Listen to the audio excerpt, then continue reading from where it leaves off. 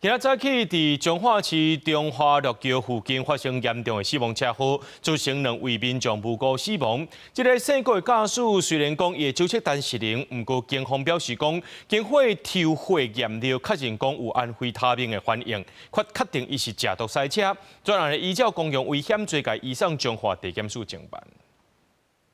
乌多摆徛伫路的后壁一台轿车驶真凶，就安尼弄到机车，速落来规台车失控，弄到桥墩了后，佮弄到另外一台轿车，车祸弄甲真直啦，现场路苍苍，警消接到通报，随赶去现场救援。机车的部分是一名男性啊，年约64岁，左手截肢，然后左大腿开放性骨折。那路桥上面的对向的车子是一名女性啊，年24岁，也没有什么明显的外伤，但是也是曾经欧卡。 这场车祸发生伫拜一透早4点外，一位姓郭的驾驶伫彰化市中华西路甲晓阳路口，唔知啥物原因，先去弄到机车，佮冲去绿桥，弄到对向车道的轿车，互弄到姓吴的机车驾驶，参姓王的轿车驾驶伤势严重，送病院急救，人嘛是救无回来。俩数的驾驶参互弄到的轿车乘客受伤，警方表示检验发现俩数的驾驶有毒品反应。经医院提供高性肇事驾驶之抽血及 尿液检体鉴定报告，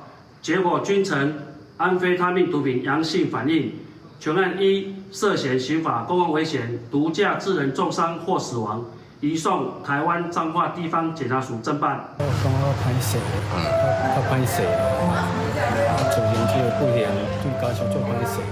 俩属驾驶的老爸表示，过去后生有吸毒的记录，这回造成严重的车祸，对受害者的家属感觉真歹势。也那警方指出，这个31岁姓郭的俩属驾驶确定是吸毒赛车，目前人搁在病院急救，专案依照公共危险罪移送彰化地检署侦办。记者杨淑静，彰化报道。